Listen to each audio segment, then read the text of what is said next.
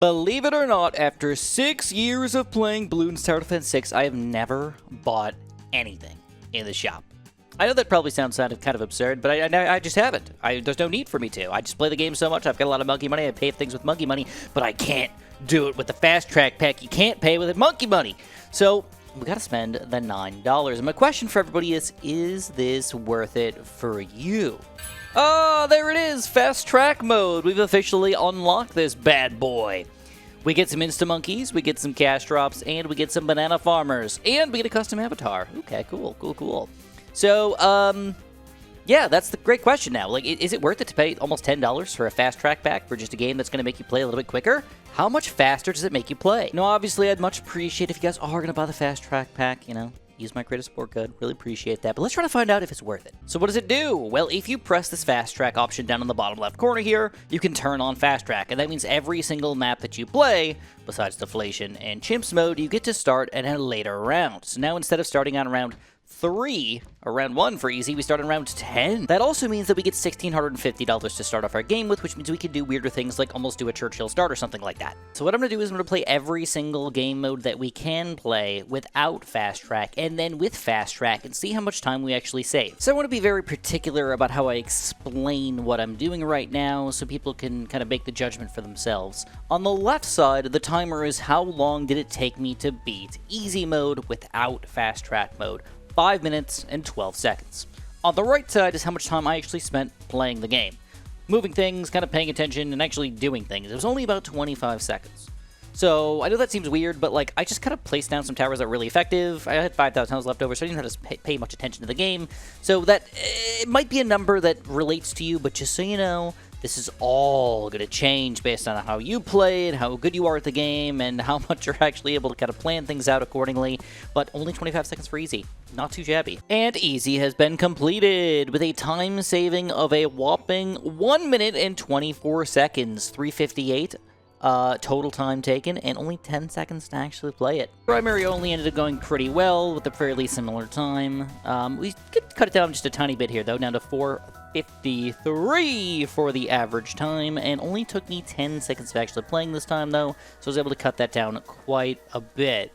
Either which way, let's play fast track. Whoa, that one was really easy. 3:50 to beat that one on fast track, and only 4 seconds of playtime. I literally popped down Churchill, popped down a Dart Monkey, and that was just about it. So far for the entirety of easy mode, we've only saved just over 2 minutes. And the reason why is we saved just about a minute on standard, just a little less than a minute on primary only, and deflation's gonna be the same here. So, is it worth it for just easy? We must move on to medium. We've got 4 game modes. So on medium with fast track, don't forget that you do jump those 25% of rounds. So we're going up to round 15 out of 60 from 1 to 60. So we save 15 full rounds here. In addition, we start with way more money because we obviously have way more rounds that we've officially beaten. So we have $3,350 to work with. For medium, I went with a quick fire strategy, just a Gwen Dragon's Breath combo. I think it's one of the easiest starts in the game. Of course, I need some camera protection to start the game, so we got a Sharpshooter as well. And that allowed me to get enough money for a Crossbow Master, so we got a pretty much an automatic medium win here. And that's going to lead us to a round 60 victory with a ridiculously okay time of 8 minutes and 20 seconds and only 20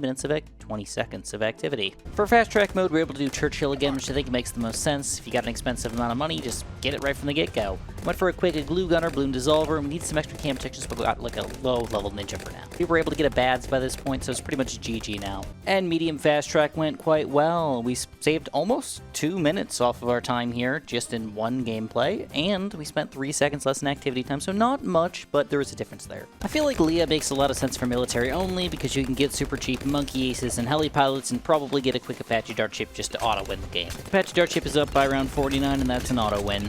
Kind of as expected, we got almost the exact same time as just medium alone, only 3 seconds difference. Alright, we're pulling off the exact same strategy for military only fast track, Apache Dart Ship fairly quickly with the Rosalia strat, and it's working fantastic.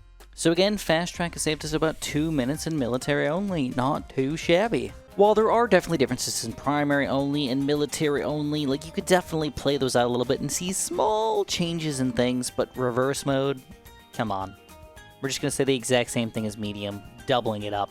And now on to Apocalypse. For Apocalypse mode, I thought the saw to start made the most sense, and I swapped straight into a banana farm, made me extra cash, and then into a glue gunner, which is absolutely a rock star right now. We're going straight to a liquefier here, and still dominating pretty hard, but I need some extra cam detection. So we're going for a Necromancer unpopped army, and I'm going to go Wall of Fire combo here, and that should get us through probably the entirety here until mobs start popping. This one's been an interesting one because it's already past the time that it took us on medium, and it's still the same amount of rounds, but they start to happen very quickly at the end here.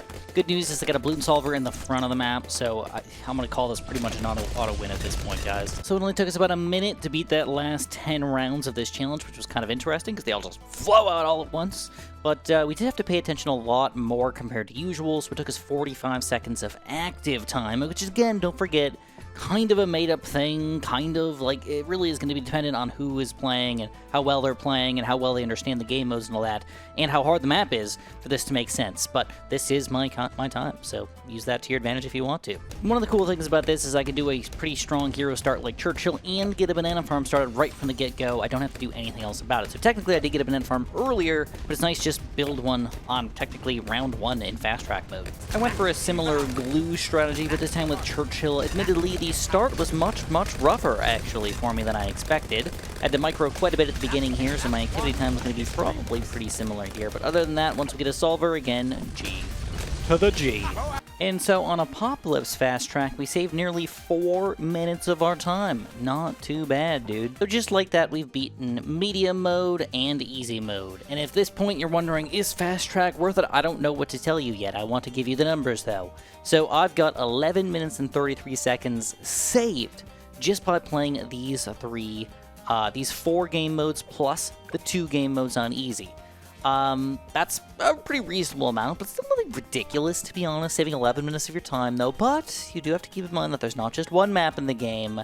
There are plentiful maps in the game. In fact, there's a total of 76 maps in the game. So if you're just talking about easy and medium, 11 minutes times 76, that adds up real fast. But of course, we also have hard mode, which includes not just a few game modes, but 7 total of them, but 6 of them actually get fast-tracked. Chimps mode does not get fast-tracked because it's frickin' Chimps mode, right? In addition, don't forget that you start on round 3 on hard mode, which means that even though you're supposed to start on round 20 in fast-track mode, you're actually start on round 22 out of 80, saving a full 25% still. Kind of cool. Actually, more than 25%. That also leads us to having nearly $5,000 at the start. This game I went for a pretty heavy sniper strategy. I just wanted to get something flowing here, so I started with Open and a Boomerang to kind of get me going in the game, and then just went straight to just kind of sniper army here. First, we went for an Elite Sniper, so if I want to, I can generate extra cash and whatnot, but I'm not really going for that. And then we're going to go for a bottom path, and I think that's going to carry us through round 80, no problem. One kind of fun thing about this strategy is that I kind of kill things as soon as they walk in. So on any map, any round that I can kill things quickly, I basically can.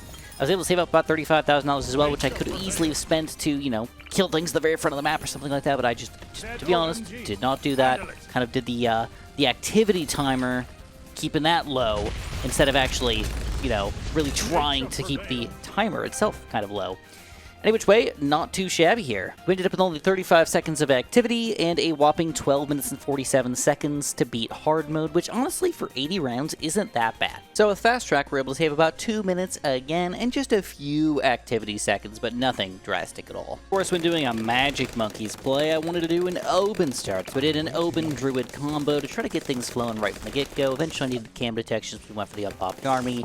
And I think this is going to keep us flowing for a while, honestly. My goal is Spirit of the Forest. So I had to build the trees twice, but other than that, Spirit of the Forest, bajam! And I think we're good. I think that wins the game. So, GG. We legit have pod balloons going to the very front of the map right now, which is pretty absurd in itself. And believe it or not, the timing is still longer than I would have expected here. We're coming up on 13 minutes, and because the Oh My God isn't going to die very easily to these guys, it's going to be even longer than that. I mean, not going to be difficult, I don't think, but still not easily. Oh My God going down here, and we manage it, and we get a whopping, oh, baby, that was close. We get a whopping 12-minute, 51-second timer, so not too different compared to the other ones. In fact, only 4 seconds different from regular hard here. But I thought I was doing a better job, to be honest. Fast track mode's a little interesting on this one because I can do a Super Monkey start. So I was able to do a Super Monkey open combo, work our way into some magic, or some cam detection here, and we're absolutely dominating so far, and we're able to get this guy really close to the front of the map as well. So see how much time this one takes. So this one did end up going pretty well. We've just got to take down this, oh my god, here. I'm not even going to use the abilities or anything like that. I haven't been using the abilities pretty much all day. It's looking like a walk-away strategy here. And with that, we take it down in 10 minutes and 16 seconds, which is 2.5 minutes faster. Though also kind of fun, our timings, our activity timers are 0.11 seconds difference from each other. So very, very close as far as activity goes. For double HP mo-ups, we're going to pull off a strategy that we did kind of similarly earlier. We're going to go for a quick Dragon's Breath when combo, because the Dragon's Breath gets that when buff. Then we're going to go straight into a Crossbow Master here before the mo-ups seriously start coming out. And honestly, it's not an auto-win once you get a Crossbow Master, but it's pretty close, even on double HP mo-ups. We could have, again, spent a little bit more money to make things go a little faster near the end here, but I really feel like this Dark Knight was just strong enough to get what we want out of him. And then the Crossbow Master just cleans up anything else, and of course does a lot of damage in addition. So, to me, this was pretty much the perfect combo. Even this, oh my god, here is going down pretty easily. I haven't had to, like, really do anything for it. But either which way, we are going to end up with a just over 13-minute time here. Which isn't too bad, but the cool thing is, even though I don't think this is that crazy, I was able to keep under 10 seconds of activity time here. And I did not include my Oh My God time, by the way, because I didn't need to use it. But any which way, that was insanity. That was my least time yet, which is kind of awesome. And even though it was a 13-minute timer there, pretty solid overall. We beat Fast Track, and this time I did a classic Adora Ninja Elk combo into a straight Arcane Spike for the Moab popping power, and we're going to go for that Arcmage, and that should be enough here. If I need to, I'll add a little extra. Something. We saved nearly 3 minutes. Again, our activity was just extremely low. I don't know if we're just getting better at this or what, but 12 seconds of actual playtime out of the total 10 minutes. Kind of crazy. Being bad at this game mode is pretty much the epitome of showing that you suck at Bloons Tower Defense 6. Half cash mode kind of sucks. Let's all admit it. It's not exactly the most fun game mode, but if you get a hero kind of early, you can make things a lot easier. In my opinion, one of the keys to half cash is using a lot of the optimum 3rd tier, sometimes 4th tier towers in the game, like the Blue Dissolver, the Necromancer, the Morglaves, the Druid of the Jungle, and then when you can, try to jump to a 5th tier. It doesn't really matter too much which 5th tier you're going for, but if you're really going cheap, I mean, this guy's probably your answer. Get a quick Ultra Jug. I get another like $1,000 and we got him going already. This one was our longest one yet, over 14 minutes. Oh my gosh. Actually, not horrific for not being a fast track though. 14 minutes, that seems pretty fair. 14-13. As far as activity goes, it was on the higher end as well. We did have to micro quite a bit or just build a lot of lower level towers, so that's a thing. To be honest, I'm not sure if this is 100% the right option, but you can do a Churchill half cash start, which to be honest just sounds absurd. Like, it just seems absurd. We could still get our free Dart Monkey over here for cleanup to start. And let's see how this is going to go. We got a machine gun on round 25, which admittedly the first few rounds were difficult, but now it's going very, very, very well. Somewhat unexpectedly interesting, we're able to get a Crossbow Master here on round 60. No problem. They double Banana Farm play because Churchill was so easy to get right from the get-go, and it's just so powerful right now. So I don't think we could lose at this point. It's a win. Dang, that went smooth. 10 minutes, 30 seconds. That was about 4 minutes saved.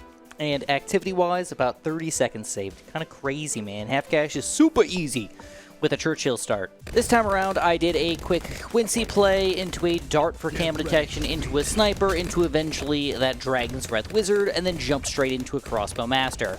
So all of that combined together equals we probably won't lose, but I think I'm going to need a little bit of something big in the late game.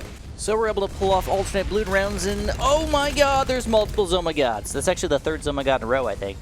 It almost confused me. I almost paused it on accident. Did we break 13? No! Yeah! Just barely, baby. 12:58, and only about 19 seconds of actual upgrade and playtime here, so not that horrific, to be honest, for an alternate Bloon rounds. Now, if you're really effective, you might be able to pull off something like this, which is something that I wasn't expecting to have to do. Build a tower that can pop every Bloon type. like a juggernaut. And then you can get a hero like Benjamin and just make extra cash for the rest of the game here. It's kind of a weird strategy, but if you do it right, it can be amazing. Then if we build another tower that pops all bloom types, we have literally everything covered for the rest of the game. It's kind of cool, actually. I think we can even take down the reinforced mode with this current technology here. So I could farm even more, but I'm not gonna. Just gonna rely on Ben. With this ridiculously extra cash flow, we're able to get an Apache Darship on round 49, and again, it's not an automatic win, but it's pretty gosh darn close. So we're able to save a little bit of time here, but not by much. 11:34. Which, yeah, I mean, I guess I'll take it. So don't forget that you cannot fast track on Chimps mode. So Impoppable is going to be the last game mode of the day that we can fast track. So if you fast track on Impoppable, though, now we have 100 rounds to beat, which means we start around, oddly, 29. In addition, we get almost $7 grand to play around with. That sounds absurd. I'll admit it, I got a little non-banana farm money hungry, so I'd ended up going 2 rubber golds in the front here, and I got a monkey town, which I'm upgrading to a monkey city right now. I'm not going to build any banana farms today, but I feel like it's pretty fair just to build a few money-making things, because it's Impoppable, and it's a lot of rounds, and like when you get it going, it makes it more fun. So I don't know what I'm going to save up for, but I think I'm just going to go for a quick Crossbow Master and probably get something like an Inferno Ring pretty soon. Inferno Ring before round 70. Can we do it? Oh my god, we just did it. Freaking Inferno Ring on round 69. Delish. To be honest, I'm kind of surprised that we're able to get this much money. We have over 120 grand right now. We're going to finally swap to a Dark Champion with Plasma Blasts and hope that that's just enough to win the game here. All right, round 100. We've got our bad here. We're almost done. Can we take him down? Oh, 16 minutes. Couldn't quite get under, but we're pretty close here. And with a ridiculous, not that active of time here, we end up with just over 16 minutes and just over 30 seconds of activity. So we're on our last game mode, the longest game mode in the game, Impoppable, and we just got the fast track enabled. We started around 29 out of 100. We only have to beat 71 rounds in total. That is pretty absurd. Now, you do have to keep in mind that some of the things that you're going to do in those rounds, you don't get to do anymore. For example, I can't use my lead to gold and go retroactively use it on round 28. It's already gone. So we missed that. We can't go back and do it. So if that, is going to hurt your feelings, something like just think that through. Keep that in mind. You're going to lose some of those advantages. But that being said, I feel like the strengths outweigh the weaknesses by a long shot, mostly because of the amount of towers that you have to put down at the very beginning of the game. For example, on round 29 here, I'd normally have 4 or 5 towers to kind of like survive here and like get going, get things flowing in the game. Build a couple dart monkeys to get going with a Taxter combo or a Taxter boomerang combo to actually start off the game if I'm not doing a hero start. I don't have to worry about that anymore. I just build the exact tower that I want. I build my Kylie Boomerang, I build my Dragon's Breath Wizard, I build my whatever I need to get going in the middle part of the game here to be good. And I think that's the biggest difference. You can put them right where you want them, and you're just doing great. Believe it or not, I thought we were going to save even more time by getting further and further and further away, but I guess the longest part of the game is around 90 to 100 or 80 to 100. So believe it or not, we could have, instead of saving like 2 minutes and then 3 minutes and then 4 minutes, we actually only saved about 1 minute and 15 seconds or so. So, yeah. Unexpected, but now that I think about it, expected. Big brain. So here is my conclusion. We've got quite a few things to talk about here, and I just want to discuss them very quickly. Again, I'm not trying to shill the fast track mode. I actually wasn't even going to buy it until I needed it for this video. So I don't think it's necessary for every Bloons player to buy the fast track mode. The question is it worth it for you? Is it worth it for you to save a bunch of time that you might not be having fun playing the game?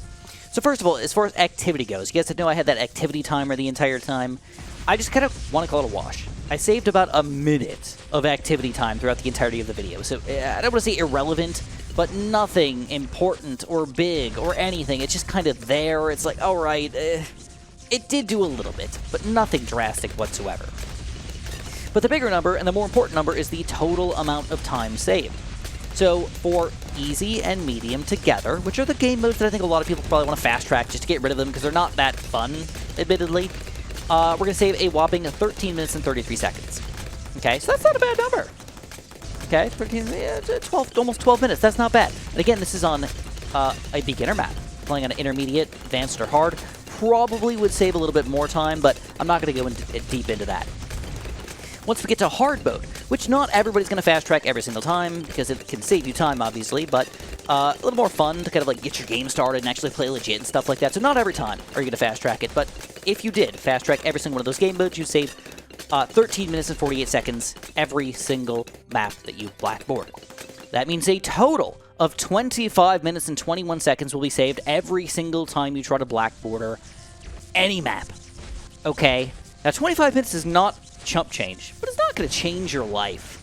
It's not going to change your life at all. 30 minutes of gameplay, 30 minutes of your time, whatever. But if you multiply that out by the total of the 76 maps in the game, and of course they're adding new ones every single update, basically, we're talking about 32 possible hours you can save with Fast Track mode. So that's a big number.